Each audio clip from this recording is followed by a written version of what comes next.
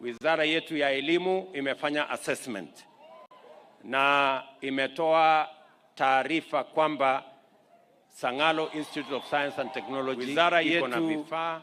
Wizara yetu ya elimu imefanya assessment na imetoa taarifa kwamba kwa hivyo Sangalo Institute of Science and Technology iko na vifaa. Kesho katika baraza la mawaziri hapa ambayo tutafanya hapa Kakamega, tunapitisha kwamba Sangalo be among the national polytechnics in the Republic of Kenya.